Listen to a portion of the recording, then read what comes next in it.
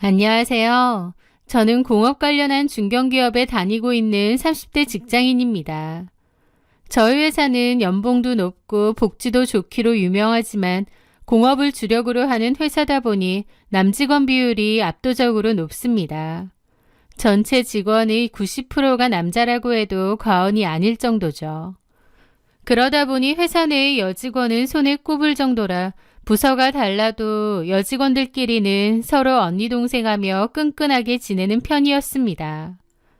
남자들의 거친 농담이나 딱딱한 분위기 속에서 우리끼리라도 뭉쳐서 의지하자 뭐 그런 전우회 같은 게 있었거든요.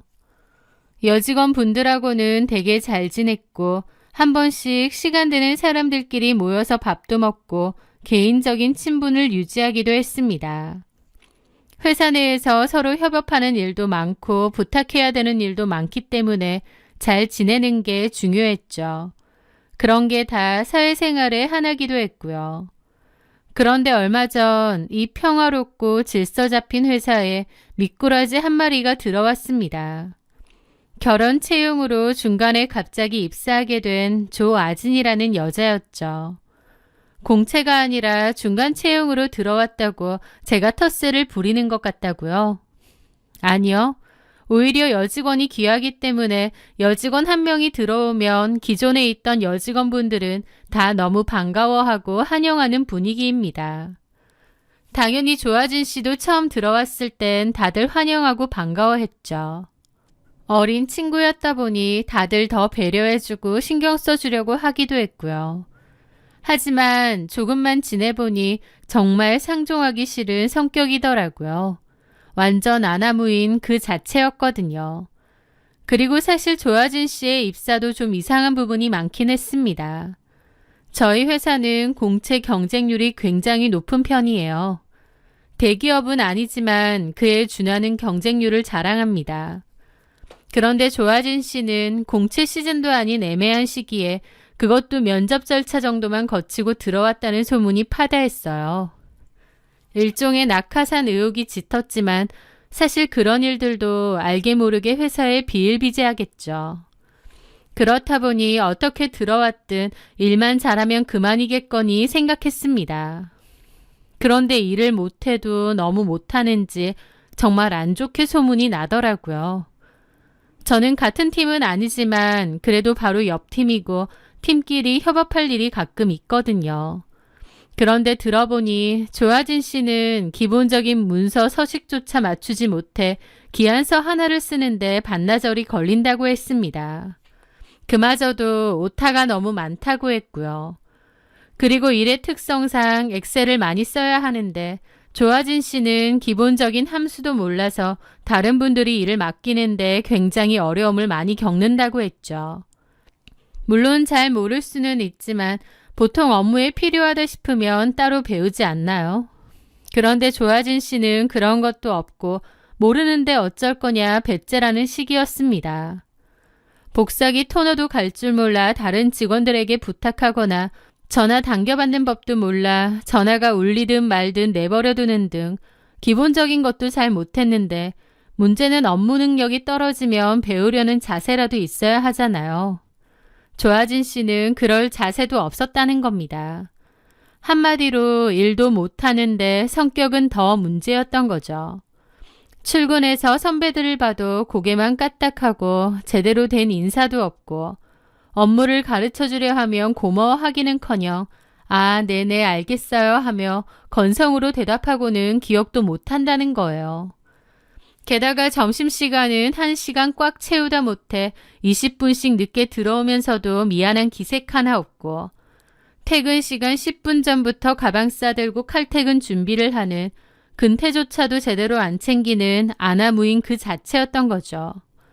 그렇다 보니 사내의 소문이 좋게 날 리가 있나요? 아니, 조아진 씨는 무슨 무대뽀야? 일도 못하면서 배울 생각도 없고. 그러니까요. 할 줄 아는 게 너무 없대요. 그런데 성격은 좋은 건지 기죽지도 않고 할 말 다 한다네요. 목 뻣뻣하게 들고. 와, 요즘 애들은 그런가? 이게 바로 그 말로만 듣던 젠지 감성인가? 젠지 감성은 무슨, 그냥 개념 없는 거지. 같이 일하는 팀원들도 다 혀를 차. 아니, 도대체 어떻게 우리 회사에 들어왔대? 일을 못하면 싹싹하게 배우기라도 하던가. 그러게 말이에요. 그렇게 조아진 씨에 대한 평판은 아주 좋지 못했습니다. 저도 업무를 직접적으로 같이 해본 적은 없지만 소문만 들어도 참 별로구나 싶더라고요. 게다가 그런 일도 있었습니다. 옆 팀의 최대리 님이 바이어 미팅 때문에 눈코 뜰 새 없이 바쁠 때였습니다. 최대리 님은 평소 성격 좋기로 유명한 분인데 너무 바쁘다 보니 신입인 조아진 씨에게 간단한 업무를 부탁한 모양이었죠. 아진 씨, 미안한데 이거 좀 미팅용으로 10분만 복사해서 제본 좀 해줄래요? 내가 지금 손이 모자라서요. 사실 그 정도는 신입사원이라면, 아니 동료라면 누구나 도울 수 있는 간단한 일이었습니다. 회사 생활이라는 게 혼자 하는 게 아니기에 제가 도와줄 수 있으면 도와주고 또 제가 부탁할 수도 있고 그런 거잖아요. 그런데 조아지는 최대리님의 부탁에 끼고 있던 이어폰을 신경질적으로 빼더니 확 쏘아붙이는 거예요. 대리님, 저 이런 거 하러 입사한 거 아니거든요? 제가 그래도 서울 4년제 대학 나온 사람인데 고작 복사나 하라고요? 이런 잡일은 파견직 나온 2년제 애들한테나 시키세요. 그 순간 사무실에는 찬물을 끼얹은 듯 정적이 흘렀습니다. 갑분싸라는 말로도 부족할 만큼 살벌한 분위기였다고 했죠. 최대리님도 황당함에 얼굴이 빨개져서 말문이 막혔고 주변에 있던 다른 직원들은 입이 떡 벌어졌습니다. 저희 회사에는 고졸이나 전문대 졸업한 파견직 직원들도 있는데 그들 전체를 비하하는 발언을 서슴없이 내뱉다니요. 게다가 최대리님이 직장 상사인데 저런 태도로 쏘아붙인다니. 옆에 있던 부장님도 기가 막혀서 한마디 하셨다더군요. 조아진 씨, 최대리가 바빠서 부탁을 좀 했나 본데 무슨 그런 식으로 말을 해요? 하지만 조아지는 눈 하나 깜짝하지 않고 제 업무하기도 너무 바빠서요. 라며 뻔뻔하게 대꾸하고는 자리를 확 떠나버렸다고 하더라고요. 그 일은 삽시간에 회사 전체에 소문이 다 났습니다. 사람이 너무 막 나가면 아예 건들 생각도 안 드는 거 있잖아요. 적당해야 혼내고 가르치지 아예 막가파로 보이면 그냥 저런 애랑은 안 엮여야겠다 싶은 그런 마음이요. 똥이 무서워서 피하냐 더러워서 피하지 않은 마음이었는지 회사 사람들은 조아진 씨에게 더 이상 부탁도 하지 않았고 그렇다고 딱히 친하게 지낼 생각도 하지 않았습니다. 저도 그 얘기를 들었을 때 와, 성격 대단하네. 나도 웬만하면 엮이지 말아야지 정도로 생각했습니다. 하지만 그때는 몰랐습니다. 그 조아진과 제가 더럽게 엮이게 될 줄은요. 조아진이 속한 팀의 과장 중 한 명이 바로 제 예비 형부였던 차용우라는 사람이었습니다. 차 과장님은 제 직속 선배는 아니었지만 같은 층에서 근무하며 알게 되었는데 저한테 저희 언니를 소개해달라고 계속 매달리는 거예요. 저희 언니는 회사에서 가까운 인근 은행에서 근무를 했는데요. 차 과장님이 언니에게 첫눈에 반했는데 저희 언니라는 사실을 용케 알아내고 소개 좀 해달라고 저를 들들 볶아댄 거죠. 결국 소개를 해줬는데 언니도 차 과장을 마음에 들어 했고 두 사람은 연인 사이가 되었습니다. 그렇게 사귄 지도 3년 가까이 되었죠. 언니와 차 과장님은 결혼을 준비하게 되었고 회사 내에서도 저와 차 과장님이 예비 형부와 처제지간이라는 건 다 알고 있습니다. 결혼 전에 저희 집에서 식사할 일이 있었는데 이런저런 얘기를 하다가 조아진 씨 얘기가 나왔어요. 형부네 팀에 조아진 씨 있죠? 오, 평판 안 좋던데 완전 막 나가죠? 막 나가는 정도까진 아니고 요즘 젊은 사원들이 다 그렇지 뭐. 젊은 사원들이라고 다 그런가요 뭐? 몰라. 별로 관심 없어. 나랑 업무 같이 하는 직속 후배도 아니고 같은 팀이긴 해도 별로 부딪힐 일이 없거든. 네. 차 과장님은 대수롭지 않게 여기더라고요. 어쨌든 그렇게 언니와 차 과장님은 결혼을 했습니다. 서로 너무 좋아했다 보니 결혼하면 행복하기만 할 줄 알았는데 결혼한 지 딱 한 달 만에 사단이 났습니다. 어느 날 언니가 퇴근길에 저를 불러내더니 심각한 얼굴로 고민을 털어놓더군요. 형부가 같은 팀 여직원과 카풀을 한다는 거예요. 그것도 형부가 얘기를 해서 한 게 아니라 언니가 우연히 알게 되었다는 거죠. 그러니까 언니가 묻기 전에는 형부가 말할 생각도 없었던 겁니다. 언니가 따지니 형부는 대수롭지 않게 그냥 방향이 같아서 태워주는 거야. 별거 아니라서 말 안 했어. 라고 했다는데 그 여직원 이름이 조아진이라는 말을 듣는 순간 제 미간이 확 찌푸려졌습니다. 하필이면 그 싸가지 없는 여자라니요. 도대체 형부는 왜 그 여자랑 카풀을 하지? 너무 찜찜하더라고요. 언니도 신경 쓰여 하고요. 그래서 다음날 저는 출근하자마자 형부 자리에 가서 조용히 물었습니다. 저기 차 과장님. 손대리. 무슨 일? 요즘 조아진 씨랑 카풀하세요? 그 말에 형부는 태연하게 말하더라고요. 예. 근데 왜? 굳이 왜 카풀을... 저번에 버스 파업했었잖아. 조아진 씨가 출근하기 힘들다고 하는데 마침 같은 동네더라고. 그래서 며칠 태워다 주다 보니 방향도 같고 해서 그냥 같이 다니기로 했어. 왜? 언니가 뭐라고 해? 라는데 좀 황당한 겁니다.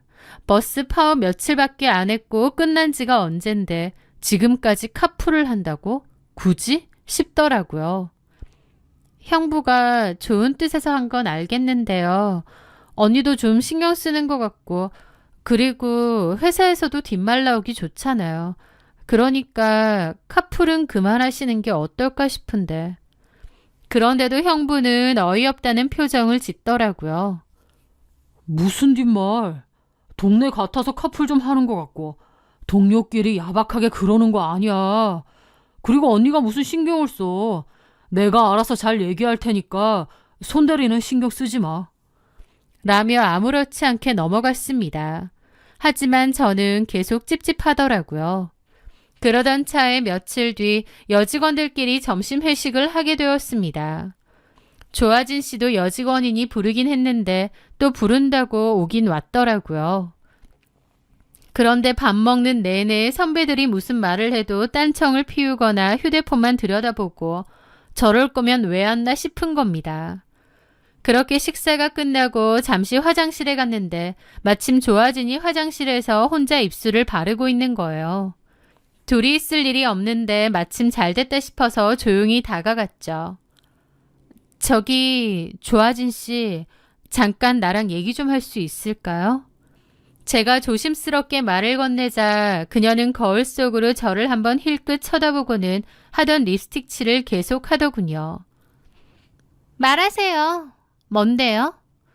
태도부터가 글러먹었지만 최대한 정중하게 본론을 꺼냈습니다. 차용우 과장님이랑 카풀한다면서요.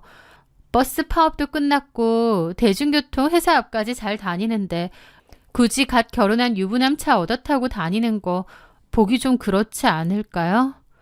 회사에서는 작은 일로도 소문이 잘 나니까 오해 살 행동은 안 하는 게 좋을 것 같은데. 최대한 감정을 억누르고 좋게 타이르듯 말했습니다. 그런데 제 말이 끝나기가 무섭게 조아진이 립스틱 뚜껑을 소리나게 닫더니 저를 빤히 쳐다보는 겁니다. 손대리님, 지금 저한테 훈계하시는 거예요? 네? 아니, 훈계가 아니라 서로 조심하자는 거죠. 입장 바꿔 생각해보면 유부남 과장하고 둘이서 굳이 카풀을 한다는 게 진짜 어이가 없네. 지금 뭐라고 했어요? 과장님이랑 저랑 뭐 이상한 짓이라도 했나요? 제가 뭐 카풀 핑계로 과장님을 꼬시기라도 했단 거예요?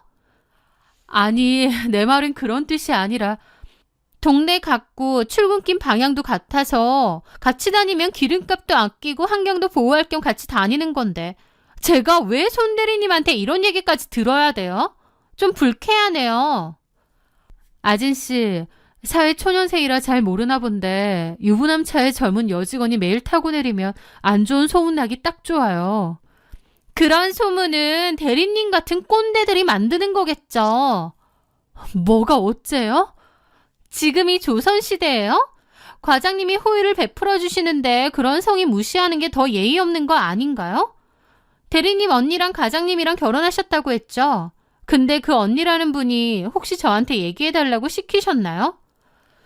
제 언니까지 거론하는데 저도 너무 열받더라고요. 이봐요, 조아진 씨. 할 말 못할 말 구분도 못해요? 선배한테 그게 무슨 말버릇이에요? 그러자 조아진은 더 크게 소리를 지르는 겁니다. 아, 진짜 짜증나네. 카푸라는 게 죄예요? 왜 화장실까지 쫓아와서 사람을 불륜녀 취급하고 난리냐고요? 이거 직장 내 괴롭힘이에요. 알아요? 공과 사는 구분 좀 하시죠. 손미래 대리님. 라는데 입이 뜨억했습니다. 제가 벙쪄 있는 사이 밖에서 소란을 들은 다른 여직원들이 무슨 일이야 냐며 화장실로 왔죠. 조아진은 저를 흘겨보며 먼저 나갔고 다른 동료들이 저에게 다가와 무슨 일이냐고 물었습니다. 저는 너무 기막힌 심정으로 자초지종을 설명하니 동료들도 와, 쟤 진짜 보통 아니네. 가지가지 한다며 혀를 내두르더라고요. 너무 찜찜하고 더러운 기분을 지울 수 없었지만 그렇다고 여기서 제가 더 나서는 건 아니라는 생각도 들었습니다. 어쨌든 제가 당사자는 아니니까요. 언니도 형부에게 얘기를 들었는지 미래야, 내가 너까지 곤란하게 만들었나 보다. 미안해. 내가 알아서 할 문제인데. 너는 이제 신경 쓰지 마.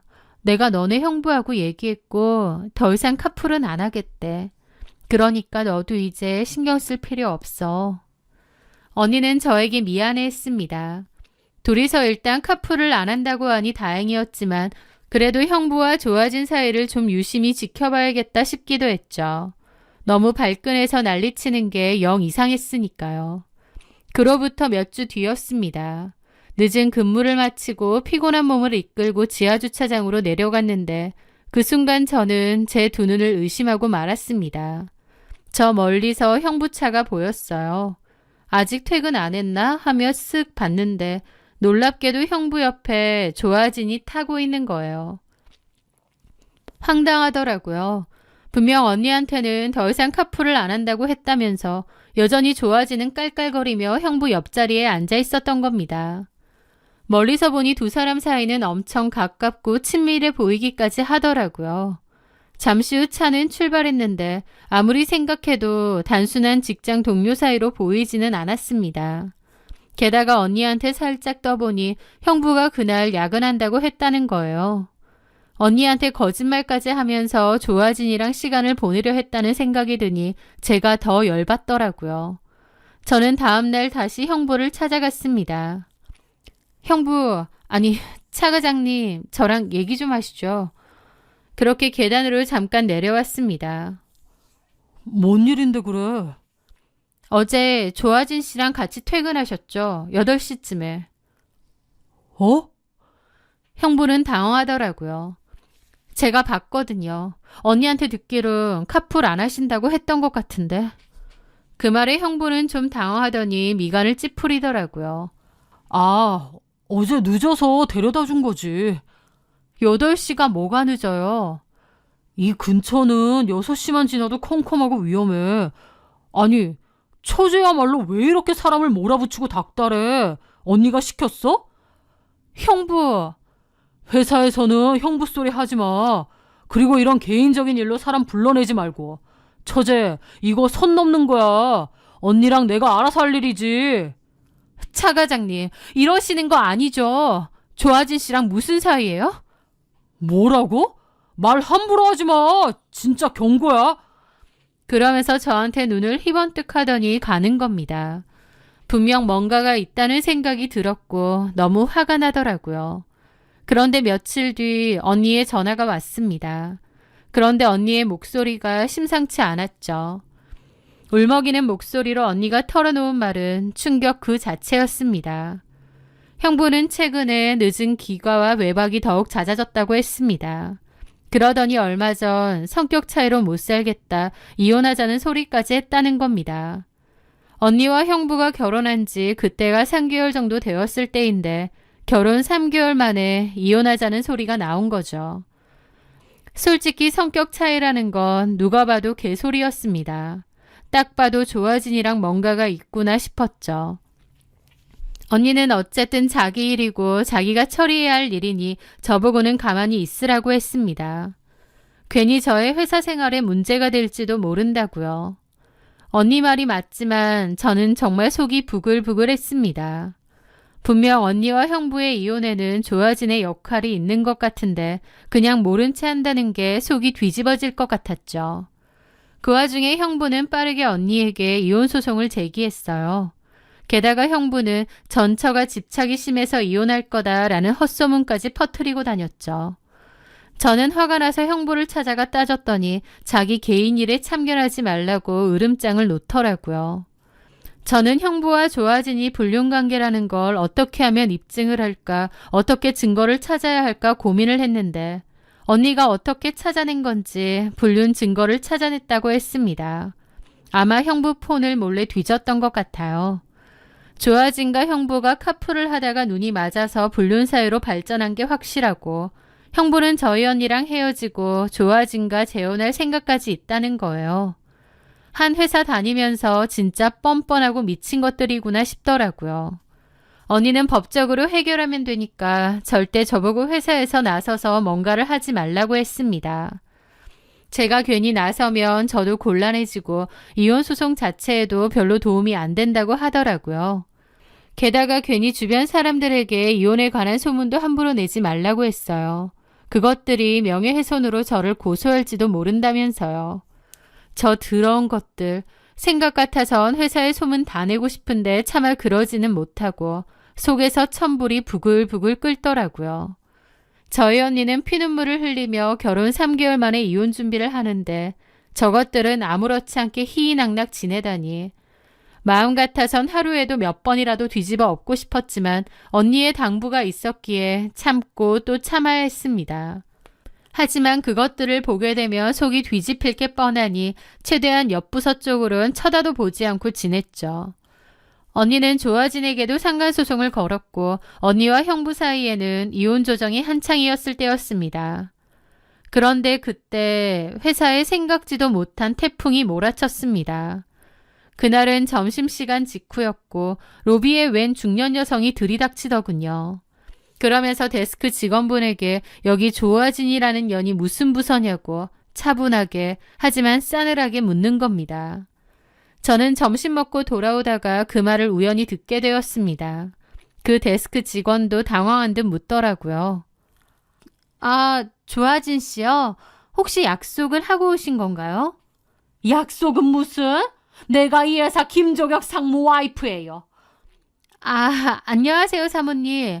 그 조아진인가 뭔가 하는 기집애 무슨 부서냐고요? 아, 잠시만요. 제가 조회를... 그때 저는 뭔가가 있구나 바로 캐치를 했습니다. 그래서 재빠르게 그 사모님에게 다가갔죠. 안녕하세요 사모님. 그 사모님은 멀뚱히 저를 보더라고요. 조아진 씨 찾으세요? 제가 모시고 갈게요. 바로 저희 옆부서거든요. 그 말에 사모님은 저를 위아래로 한번 훑더니 알겠다고 앞장서라고 하시더라고요. 저는 냉큼 그 사모님을 데리고 엘리베이터로 올라탔습니다. 바로 이 부서입니다, 사모님. 아, 저기 조아진 씨 있네요. 긴 갈색 머리 보이시죠? 창가 밑에. 저는 냉큼 알려드렸습니다. 저 여자가 조아진이에요? 네, 제가 불러드릴까요?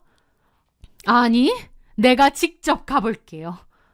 그 사모님은 시종일관 차분했지만 엄청난 분노가 느껴졌습니다. 그리곤 이를 악물더니 그리로 다가가는 겁니다. 그 사모님의 눈에서 뿜어져 나오는 살기는 사무실 전체를 얼어붙게 만들기에 충분했습니다. 저는 어찌된 영문인지 저분이 왜 조아진을 찾아왔는지 모르지만 좋은 일 때문에 조아진을 찾아온 게 아니라는 건 바로 눈치챘죠. 조아진은 그때까지도 분위기 파악을 못한 채 책상 위에 거울을 올려두고 유유자적하게 화장을 고치고 있었습니다. 사모님은 망설임 없이 성큼성큼 걸어가 거울을 보고 있던 조아진 앞에 서더라고요. 조아진 씨? 누구세요? 사모님은 더 이상의 설명도 없이 조아진의 생머리를 뿌리채 뽑을 기세로 확 휘어 감더라고요. 조아진은 아악 소리를 지르며 무슨 무밭에서 무 뽑히는 것 마냥 쑥 뽑혀 나오는 겁니다. 네가 조아진이야? 이 첩년이 남의 남편 꼬드긴 것도 모자라서 회사에 떡하니 자리 차지하고 있네. 겁대가리를 아주 상실했구나. 내가 너 같은 년을 한두 번 본 줄 알아? 조아진의 찢어지는 비명과 함께 평화롭던 사무실은 순식간에 아수라장이 되었습니다.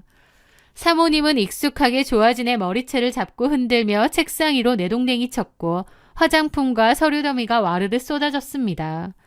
조아진은 바닥에 나뒹굴었는데 그러자마자 또 머리채를 잡혔죠.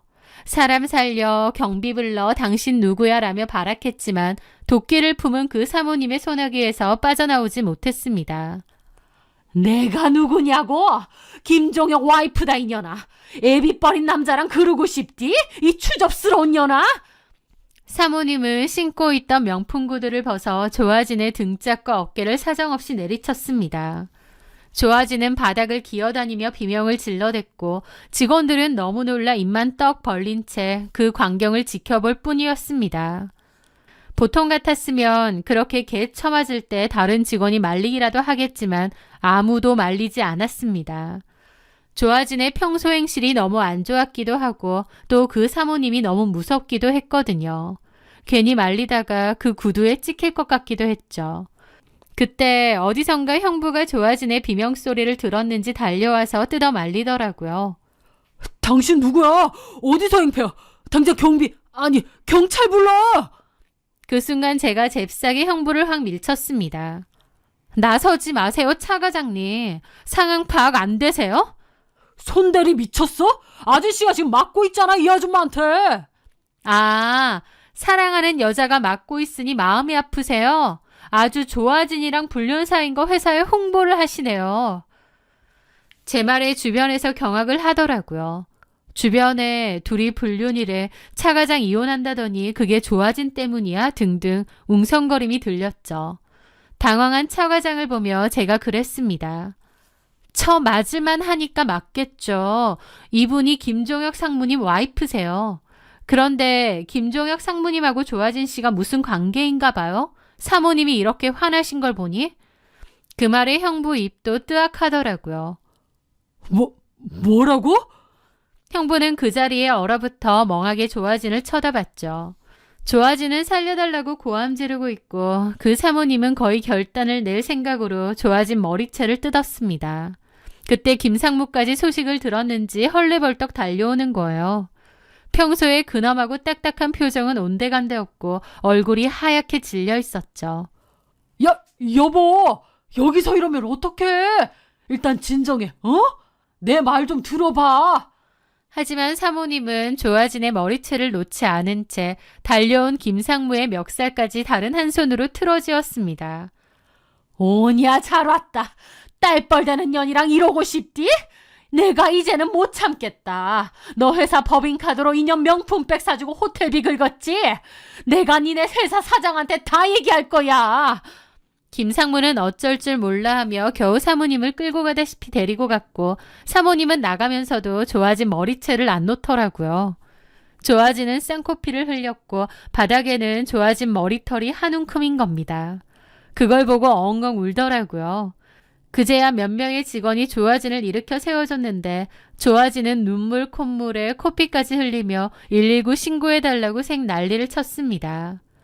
사무실을 한바탕 뒤집어 놓은 그 난장판은 119에 경찰까지 들이닥치고 나서야 겨우 진정이 됐죠. 이 엄청난 사건은 회사를 통째로 뒤집어 놓았습니다. 조아진은 그 사모님을 폭행으로 고소했고 사모님은 조아진에게 위자료 소송을 걸었죠. 그러니까 조아진은 저희 언니에게도 위자료 소송을 당했는데 그 사모님에게도 소송을 당한 겁니다. 게다가 그 사모님이 사장에게 제보를 해서 간사팀이 긴급 투입되었습니다. 그동안 덮여있던 판도라의 상자가 열린 거죠. 조아진은 정식 채용 절차를 무시하고 김상무의 지시로 들어온 부정 취업자였고 또 김상무는 회사 법인카드를 이용해 조아진의 명품백과 호텔비를 결제한 내역도 남았습니다. 당연히 회사는 발칵 뒤집혔죠. 그 근엄하고 과묵한 김상무랑 조아진이 불륜관계였다니요. 나이 차이로만 쳐도 25살은 훨씬 될 텐데 말이에요. 김상무는 즉시 해임되었고 횡령 미 배임 혐의의 부당취업 의혹까지 더해져 회사로부터 고소를 당했습니다. 조아진도 불명예 해고는 물론이고 회사로부터 손해배상 청구 소송까지 당했죠. 위풍당당하던 조아진이 짐 챙길 박스 하나 없이 빈손으로 쫓겨나던 날 직원들의 야유소리가 복도를 가득 메웠습니다. 하지만 이 난리통에 가장 우습고 비참해진 건 다름 아닌 제 전 형부 차용우였습니다. 제가 그때 한 폭로로 인해 조아진과 불륜 사이인 게 다 드러났는데 알고 보니 형부는 조아진이 김상무랑 바람피다가 중간중간 적당히 데리고 논 호구였던 거잖아요. 조아진이 김상무의 세컨드인 줄도 모르고 조강지쳐 버리고 이혼까지 불사했던 형부. 그는 순식간에 회사 내에서 불륜남을 넘어 희대의 호구, 등신이라는 조롱거리로 전락했습니다. 직원들은 그가 지나갈 때마다 저 사람이 그 사람이야? 김상무 애인이랑 놀아나다 팽당한? 자기 와이프 버리고 헌집신 주어신 터니 꼴 좋다며 수군거렸습니다. 얼굴을 들고 다닐 수 없을 정도로 망신살이 뻗친 형부는 결국 견디다 못해 회사에 사표를 내게 되었죠. 회사도 그만둔 형부는 뒤늦게서야 언니에게 잘못했다며 빌었지만 어림도 없는 소리였죠. 언니는 눈 하나 깜짝하지 않고 거의 끝물이었던 이혼 소송을 최대한 빨리 마무리 지었습니다. 유책 배우자인 형부에게 위자료를 청구한 것은 물론이고 조아진에게도 상간녀 위자료 소송에서 승소해 위자료를 받아냈죠. 조아진은 이미 빚더미에 앉은 상태라 줄 돈이 없다며 배를 째라 했지만 언니는 조아진의 통장까지 압류해 끝까지 받아냈습니다. 언니는 이혼 후 오히려 얼굴이 폈습니다. 저 역시 회사에서 눈에 가시 갔던 조아진과 껄끄러운 형부가 사라지니 이제야 숨통이 트이고 살맛이 나는 것 같아요. 10년 묵은 채증이 싹 내려간다는 게 이런 기분일까 싶습니다. 가뜩이나 제가 소개해준 거라서 언니에게 미안한 마음이 있었는데 이렇게라도 속 시원히 해결돼서 다행이다 싶어요. 저희 언니도 마음의 상처를 딛고 새 출발 잘할 수 있게 제가 옆에서 많이 도와줘야겠죠. 제 긴 이야기 들어주셔서 감사합니다.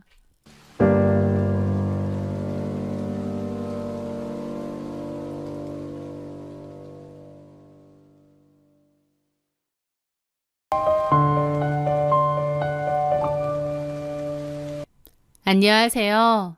저는 지방의 한 도시에서 살고 있는 40대 후반 최정숙입니다. 제게는 남편이 있습니다. 아니, 정확히는 12년 넘게 서류에만 존재하고 부부 생활은 같이 하지 않은 이름뿐인 남편이죠. 강산도 변한다는 그 기나긴 12년 동안 저는 남편 없이 사는 삶에 완전히 적응해버렸습니다. 서류상 부부이지만 남보다 못한 사이가 되어버린 거죠. 그렇게 사는 것에 익숙해졌지만 당연히 마음 한편으론 이렇게 서류상으로만 부부로 사는 게 의미가 있나 싶기도 하더라고요.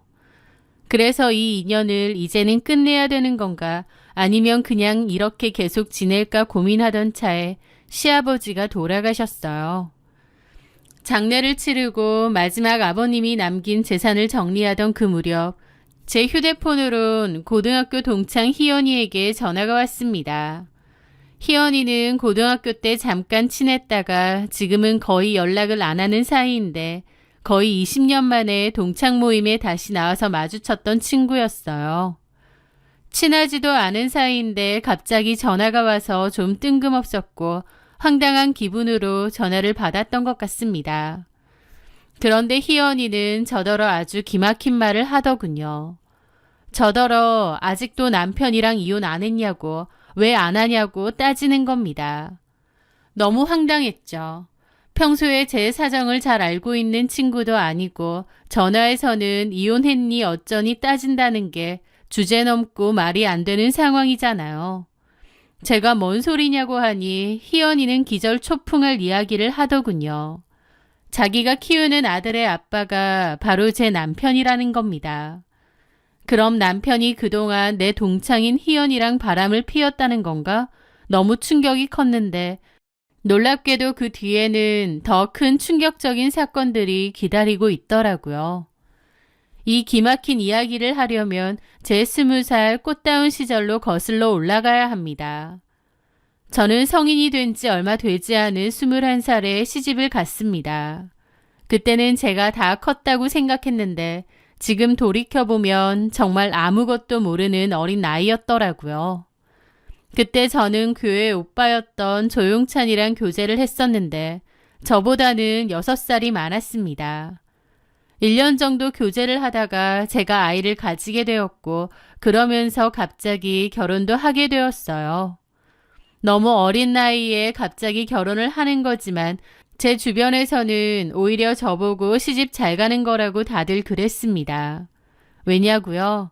그때 저희 지역에서 남편의 집안은 유명했거든요. 시아버지가 지역에서 유명한 현금 부자로 소문이 났기 때문이었죠. 역 근처에 큼지막한 상가 건물도 갖고 계셨고 저 집은 은행 갈 필요도 없이 집에 현금을 쌓아두고 산다는 소문도 많았습니다. 제 남편 조용찬은 그 집안의 귀한 외아들이었죠. 집에 돈도 많겠다. 아버지 일 도우며 살면 제일 좋았겠지만 제 남편은 사진에 관심이 많았고 유명한 사진가가 되겠다는 꿈이 있었어요. 그래서 고등학교 때부터 대학생 때까지 유학생활도 했었고 사진도 외국에서 배웠다더군요. 또 한국으로 돌아와서도 유명 스튜디오에서 사진을 배우고 그랬대요. 하나뿐인 외아들이 하고 싶어하는 일이다 보니 시부모님도 적극적으로 밀어주셨던 것 같습니다. 소유하고 계신 상가 하나에 스튜디오까지 그럴싸하게 만들어주셨죠. 이제 막 사진 공부를 시작하는 사람이 쓰기에는 너무 크고 화려한 스튜디오였지만요. 시아버님은 어떻게든 아들 경력을 만들어주려고 인맥까지 총동원하셨어요.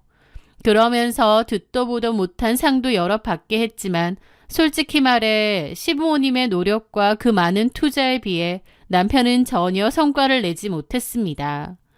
남편은 그만큼의 재능이나 열정이 없는 사람이었거든요.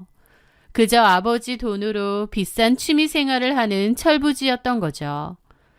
남편이 그나마 있는 경력도 시아버지가 만들어준 게 아니었다면 꿈도 못 꿨을 겁니다. 지금에서야 남편을 객관적으로 판단하지만 그때 당시만 해도 콩깍지가 씌인 저는 전혀 그렇게 생각하지 않았어요. 예수라는 멋진 오빠라고 생각했고 남편의 사진과 작품 활동도 좋아했었으니까요. 어쨌든 제가 그 오빠랑 결혼한다고 하니 주변에서는 모두 팔자 폈다, 시집 하나는 기가 막히게 잘 갔다며 부러워하기도 했습니다. 그렇게 결혼을 하고 곧 아이도 낳았습니다. 남편은 예술 사진 찍으러 다닌다고 했고 돈을 잘 벌어오는 편은 아니었어요. 하지만 저희는 부유한 시부모님 덕분에 돈 걱정은 조금도 하지 않고 살았습니다. 그건 참 감사한 일이었죠. 시아버지의 재산은 마르지 않는 샘물처럼 느껴지기도 했습니다. 적어도 12년까지는 그랬습니다. 부자는 3대를 간다는 말도 있는데 그게 저희 시댁에는 해당하지 않았던 것 같아요. 왜냐면 모든 것이 폭풍처럼 한순간에 무너졌거든요. 사실 그 모든 것의 원흉은 남편이었습니다. 그냥 조용히 사진작가 하면서 스튜디오 운영하면 되는데 나이가 좀 들어가면서 누가 옆에서 부추겼는지 어설프게 여러 가지 사업에 손을 대기 시작했거든요. 시부모님은 남편이 뭔가를 한다고 하면 다 도와주시는 편이기 때문에 아낌없이 투자를 했습니다. 하지만 제 남편은 온실 속 화초처럼 오냐오냐 컸고 제대로 된 사회생활 같은 것도 해본 적이 없어요. 그런 사람이 사업을 한다고 잘 될 턱이 있나요? 그저 주변에서 부추기니까 사기꾼들이 가득하니까 그런 허황된 말에 넘어가 이것저것 일을 벌인 거죠. 그러다가 수억 대의 돈을 날린 겁니다. 시아버님이 뒷수습을 하느라 애를 먹었지만 그건 시작에 불과했습니다. 결정타는 시아버님이 운영하시던 육전 냉면 식당에서 터졌습니다. 식당에 단체 손님 수십 명이 왔는데 그날 밤에 난리가 났거든요. 밤새도록 동네에 119 구급차 소리가 끊이지 않았고 다음날 아침 식당 전화기에는 불이 났습니다. 아버님네 식당에서 식사를 한 그 손님들이 단체로 식중독에 걸려 병원에 실려갔던 거예요. 설상가상으로 그중 한 분은 원래 신장이 좋지 않으셨는지 급성 심부전으로 중태에 빠져 사경을 헤맨다는 소식까지 들려왔던 거죠. 이 일은 지역신문과 지역방송 뉴스에까지 나오고 대대적으로 난리가 났습니다. 보건소에서 사람들이 와서 매장 검사를 했고 결국 주방에서 살모넬라균이 검출되면서 식중독의 원인을 찾게 되었죠. 그 일로 당연히 식당은 영업 정지를 하게 되었고 사람 잡는 식당이었다는 소문이 비수처럼 꽂혔습니다. 식당은 영업 정지가 되었다가 결국 문을 닫았고 어마어마한 합의금과 병원비, 끝없는 소송이 이어졌습니다. 평생을 사장님 소리 들으며 떵떵거리던 시아버지는 순식간에 죄인이 되었던 거죠. 저희 남편의 연이은 사업 실패와 더불어 식당 사건이 맞물리자 그 많던 재산도 삽시간에 사라지더라고요. 결국 상가 건물도 넘어가고 현금도 바닥났습니다. 결국 시부모님 사시는 아파트 한 채와 크게 가치는 없는 시골 땅, 그리고 남편의 스튜디오가 있는 1층짜리 건물 하나가 남았죠. 나머지 재산은 다 처분이 되었고요. 거기까지만 해도 충분히 힘든 상황인데 그 와중에도 남편은 철없이 남은 돈으로 주식을 했다가 몽땅 날린 겁니다. 저는 그 사실을 알게 되고 미친 사람처럼 소리를 질렀습니다. 아무리 철딱서니가 없어도 이렇게 없느냐고. 사업을 그렇게 말아먹고도 정신을 못 차리고 잘 알지도 못하면서 덜컥 주식에 그 큰 돈을 투자하면 어떡하느냐고 고함을 질렀죠. 남편은 자기도 잘해보려고 어떻게든 도움이 되려고 그런 거 아니냐 하는데 저는 남편의 그런 행동이 철이 없다 수준이 아니라 정말 지긋지긋하고 진절머리가 나는 겁니다. 그 일로 남편하고 자주 싸우게 되었고 남편은 저에게 자기 집이 망하니까 이제 자기를 버리려는 거 아니냐고 저를 그 정도의 사람 취급까지 하더라고요. 저는 오히려 남편이 너무 돈을 까먹은 탓에 시부모님께 너무 죄송한 마음뿐이었는데 남편이 또 주식으로 돈을 날려서 면목이 없어서 그런 거거든요. 그런데도 남편은 저를 그런 식으로 매도하니 정말 정 떨어지고 싫더라고요. 그렇게 싸움은 점차 커지고 이혼 얘기까지 나왔는데 시부모님이 말려서 이혼까지는 하지 않았습니다. 대신 남편과 제 사이의 갈등이 너무 심한 탓에 이혼은 안 하지만 당분간 별거를 하기로 했어요. 그렇게 남편은 차로 1시간 정도 떨어진 곳에 작은 집을 구해 나갔습니다. 시부모님은 저에게 애들 생각해서 이혼은 하지 말고 당분간은 그렇게 떨어져 살라고 하셨죠. 남편과 저도 그러는 게 나을 것 같다고 판단했고요. 그렇게 저희는 이혼 서류에 도장만 찍지 않았을 뿐 거의 남남처럼 살았습니다. 그런데 사실 저도 이렇게 좀 살다가 풀든지 이혼을 하든지 어떻게든 결판이 날 거라고 생각했습니다. 그런데 각자 사는 생활에 점차 익숙해지면서 시간은 빠르게 흐르더라고요. 그러다 보니 결국 12년이 흘렀던 거예요. 초반에 별거를 할 때는 아이들 때문에라도 연락이라도 종종 하고 보기도 자주 받는데요. 애들이 크면서 대학에 가고 집에 잘 들어오지 않게 되니까 아예 남편과는 서서히 왕래도 끊겼습니다. 남편도 오지 않았고 저도 굳이 연락하거나 찾지 않았던 거죠. 하지만 그렇다고 해도 저는 시부모님에 대한 제 도리는 다 했습니다. 남편은 안 봐도 시부모님을 챙기고 시댁 행사도 다 참석했거든요. 심지어 남편이 안 와도 저는 갔죠. 그러다가 그 12년 사이에 시어머니가 먼저 돌아가셨어요. 그 홀로 남으신 시아버님께는 일주일에 한두 번씩 들러 반찬해서 냉장고도 채워드리고 집도 치워드렸습니다. 10년 넘게 남남처럼 사니까 아버님 역시도 굳이 저에게 이제는 아범하고 화해하라거나 다시 잘 지내보라는 얘기도 안 하셨어요. 아버님 역시도 저희가 따로 사는 것에 익숙해지신 것 같았죠. 다만 저보고 딸이라고 하시면서 당신을 살뜰히 잘 챙겨줘서 고맙다는 얘기는 자주 해주셨어요. 저 역시도 아버님 덕분에 그간 풍족하게 잘 살았고 또 저를 며느리로 워낙 예뻐해 주셨으니 혼자 남으신 아버님을 잘 챙기는 건 당연한 제 도리라고 생각했습니다. 그러다가 그 후 아버님은 갖고 계신 지병이 도지면서 갑자기 돌아가시게 되었어요. 어머님 가시고 몇 년 뒤 아버님도 갑자기 돌아가시게 된 거였죠. 저도 많이 믿고 의지했던 분이었는데 그렇게 돌아가시니 너무 슬프고 힘들더라고요. 그렇게 장례를 치르면서 남편이 저에게 정말 고맙다고 말했습니다. 자기 대신 제가 자식 노릇을 해준 것 같다면서요. 그전에는 마냥 철딱서니 없는 부잣집 도련님 같기만 하고 자기밖에 모르는 이기적인 인간이었는데 나이가 들어서인지 이런 소리도 할 줄 알고 많이 달라졌구나 싶더라고요. 어쨌든 남편은 아버님이 지내시던 집과 재산을 정리할 건데 제가 그동안 고생 많이 했으니 저랑 반반 나누고 싶대요. 남편은 차분하게 저에게 고맙다고 했고 오히려 그 얘기를 듣는 저는 마음 정리가 좀 됐습니다. 시부모님도 다 돌아가셨고 어쩌면 남편과 좀 홀가분하게 관계를 정리할 수도 있겠구나라는 생각이 들었거든요.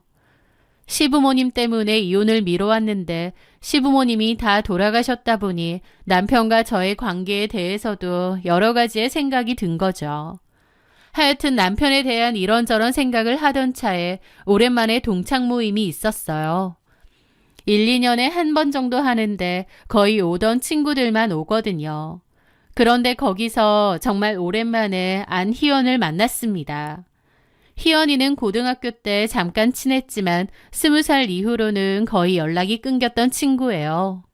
다른 지역 가서 살다가 이혼했다는 소문은 얼핏 들었죠. 그런데 한참 오랜만에 만난 친구들과 이런저런 얘기를 하는데 희연이가 불쑥 휴대폰을 내미는 겁니다. 한 8살쯤 돼 보이는 아이였어요. 그런데 놀랍게도 그 아이는 희연이의 아들이라고 했습니다. 우리 나이가 48쯤인데 8살 아들이 있었던 거죠. 저희 나이가 이제 애들 다 키워서 대학 보내고 그럴 때인데 갑자기 8살 아들을 키운다니요. 재혼을 했느냐 물어보니 법적인 절차는 안 밟았지만 부부나 다름없는 관계다라며 애매한 얘기를 하더라고요. 재혼을 안 했으니 그냥 애인인 건데 아이는 있다니.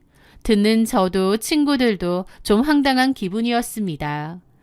주변 친구들은 뭐 하는 사람이냐, 왜 재혼은 안 하고 그렇게 사느냐, 그럼 애는 네 호적에 올라가 있느냐 등등 이것저것 물어봤죠. 그랬더니 희연이는 당당하게 그러더라고요. 결혼이야 천천히 하면 되는 거고 이 사람 능력이 좋아서 괜찮아. 뭐 하는 사람이길래?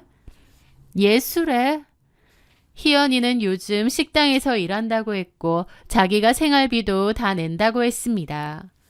애인이 그렇게 능력이 좋은데 왜 본인은 그렇게 고생하며 생활비를 다 내고 힘들게 사는지 이해가 안 되더라고요. 그런데 자기 애인에 대해서 구체적으로 말 안 하고 그냥 능력 좋은 사람이다 그 얘기만 하는 거예요. 저는 솔직히 속으로 저 나이에 심지어 결혼도 한번 해봤으면서 대책 없는 남자 말을 믿고 저러고 사나? 답도 없다 싶었어요. 그래서 제가 불쑥 그랬죠. 얘, 그렇게 능력이 좋은데 왜 결혼 안 하고 따로 살아? 애가 8살인데. 애 생각해서라도 재혼해야지. 그런데 제 말에 희연이가 발끈해서 따지는 거예요. 다 각자의 사정이 있는 거지. 모든 사람들을 다 이해시킬 수 있니? 그러는 너는 남편이랑 12년째 따로 산다며. 그럴 거면 이혼을 하지 왜 그러고 살아? 그건 정상이야? 라는 겁니다. 너무 날선 반응에 좀 황당하더라고요. 그래서 더 이상 희연이랑은 별 얘기를 안 했습니다. 어쨌든 그날 오랜만에 조우를 했지만 썩 즐거운 만남은 아니었던 거죠. 그런데 그런 희연이가 다시 제게 연락을 해온 것이 바로 시아버지의 장례 후 재산 정리가 거의 끝나가던 무렵이었습니다. 갑자기 희연이가 저한테 연락을 해서 할 얘기가 있다고 했는데 그래놓고 그 엄청난 말을 한 거예요. 자기가 키우는 그 8살 아이의 아빠가 제 남편이다. 사실 그 숨겨둔 애인 네 남편이었다 이거죠. 희연이의 말은 이랬습니다. 8, 9년 전쯤에 희연이가 저희 남편 스튜디오에 증명사진을 찍으러 갔었대요. 제 남편이 운영하는 스튜디오라는 건 친구들도 다 알고 있다 보니 갔었고 거기서 제 남편을 만났던 겁니다. 그런데 거기서 둘이 눈이 맞았다는 거예요. 그러면서 남편이 희연이네 집을 오가다간 아이까지 생겼고 그대로 남편은 두 집 살림을 했다는 겁니다. 남편은 시부모님 핑계를 대며 희연이에게 이혼은 못한다고 했었는데 최근에 저희 아버님까지 돌아가셨다는 걸 희연이도 알게 된 거죠. 그리고 모임에서 제가 말했거든요. 아버님이 남기신 남은 재산이 있는데 그걸 남편이 나한테 반반 나누자고 하더라 라고요. 그때 희연이 표정이 좀 안 좋았는데 그걸 저한테 따지려고 전화를 한 겁니다. 그 정도면 남남인데 왜 아직도 이혼은 안 하고 살며 재산은 왜 네가 다 들고 가냐고요. 저는 남편이 그 긴 시간 동안 희연이랑 바람을 핀 것도 몰랐고 심지어 애까지 있다는 사실도 몰라서 기절초풍할 지경이잖아요. 그런데 내연녀 주제의 안희연은 저한테 뻔뻔하게 왜 이혼 안 하느냐고 오히려 따지고 있는 겁니다. 내연녀가 본처한테 이혼하라고 따지는 이 황당한 상황에 기가 턱 막혔죠. 너무 황당해서 심장이 미친 듯이 뛰더라고요. 저는 일단 안희연 전화를 끊었고 부들부들 떨리는 손으로 남편에게 전화를 걸었습니다. 남편은 한참 신호가 간 뒤에 아무렇지 않게 전화를 받더라고요. 당신이 웬일이야? 당신 미쳤어? 제가 갑자기 소리를 지르니 남편도 당황한 눈치였습니다. 갑자기 왜 이래? 난데없이 전화해서 미쳤냐니. 당신 지금 어디야? 안희연이랑 살림 차렸어? 저는 흥분해서 바들바들 떨며 소리를 질렀는데 남편의 반응은 뜻밖이더라고요. 뭔 소리야?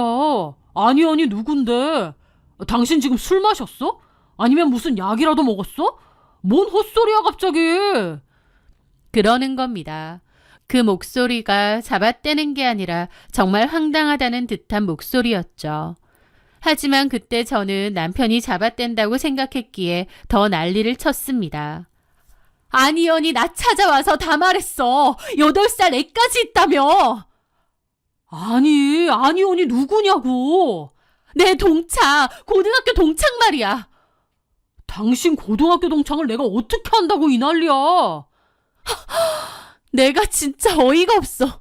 안희연은 나한테 전화해서 당신 아들 낳고 살고 있다고. 이혼은 왜 안 하냐고 그러고 있는데 당신은 안희연이 누군지도 몰라? 나 누군지 몰라 그런 여자. 나 참. 좋아. 그럼 당장 만나. 삼자 되면 해보자고. 그래. 당신 지금 어디야? 남편은 어이없어 하면서 제가 있는 곳으로 오겠다고 하더군요. 전화를 끊고 진정을 해보니 남편의 반응이 너무 이상하더라고요. 하여튼 저는 그렇게 남편과 만났는데 남편은 안희연이라는 여자 처음 들어봤다고 도대체 자기한테 왜 이러냐는 소리만 하는 겁니다. 저는 그러면 희연이를 직접 만나보자고 하고 희연이가 일한다는 식당으로 찾아갔습니다. 희연이에게 지금 찾아간다고 말하고요. 남편은 가는 내내 살다 보니 별일이 다 있다. 이게 다 무슨 일이냐며 투덜거리더라고요. 저는 아무 소리 안 했죠. 그렇게 희연이네 식당에 들어가니 희연이가 앞치마를 입은 채 나왔습니다. 희연이는 저를 한번 그리고 제 옆에 서 있는 남편을 위아래로 훑어봤습니다. 그런데 남편은 생전 처음 보는 사람이라는 듯 희연이를 쳐다봤고 희연이 역시 마찬가지인 거예요. 그러면서 희연이는 저에게 오더라고요. 너 왔니? 근데 이 남자는 누구야? 남편 데리고 온다면서. 라는 겁니다. 그 말에 저는 벙쪘죠. 너 뭔 소리해? 여기 있잖아, 내 남편 조용찬. 네가 내 남편이랑 애까지 낳고 애인 노릇하며 산다며. 제 고함 소리에 식당 안의 모든 손님들과 종업원들이 저희 테이블을 쳐다봤습니다. 그런데 희연이의 얼굴이 하얗게 질리다 못해 무슨 귀신이라도 본 듯 파랗게 변하는 겁니다. 뭐라고? 이 사람이 네 남편이라고? 조용창? 그래, 삼자대면 하러 데리고 왔다. 제 말에 희연이는 다시 남편을 쳐다보더니 믿을 수 없다는 듯 뒷걸음질 치는 겁니다. 저는 희연이가 왜 저러는지 영문을 알 수 없었죠. 아까만 해도 전화해서 네 남편 내 아들 아빠니 이혼해달라 하던 인간이 사색이 되었으니까요. 말도 안 돼. 이 사람이 아닌데? 희연이는 영문 모를 소리만 하더라고요. 너 무슨 소리 하는 거야? 이 사람이 내 남편이야. 희연이는 떨리는 손으로 겨우 휴대폰을 꺼내들었습니다. 그리고는 사진을 보여주는 거예요. 내가 같이 산 사람은 조영찬은 이 사람이라고. 그런데 거기엔 웬 낯선 남자가 환하게 웃고 있었습니다. 저는 도대체 이게 무슨 일인가 싶어서 어리둥절했는데 옆에 서 있던 제 남편이 그 폰을 낚아채듯 가지고 가서 들여다보는 거예요. 그러더니 기함을 하더라고요. 이 사람이 조용찬인 줄 알았다고요? 와, 이 자식이 아직까지? 반응을 보니 남편도 아는 사람인 것 같더라고요. 당신 이 사람 알아? 누구야? 이 개자식 강희태잖아. 강희태? 그게 누군데? 남편은 어이없다는 듯 실소를 터뜨렸습니다. 누구기? 내 스튜디오에서 청소하고 운전하고 잡일하던 놈이지. 나한테 사진 가르쳐달라고 들어와서 일하는데 나중에 보니 내 명함 가지고 다니고 나라고 사칭하고 다닌다는 거야. 그래서 잘라버린 지 좀 됐어. 근데 이 자식이 아직까지 이러고 다니고 하다 내 이름 팔아서 여자까지 속이고 다녔다고? 이거 완전 미친놈 아니야.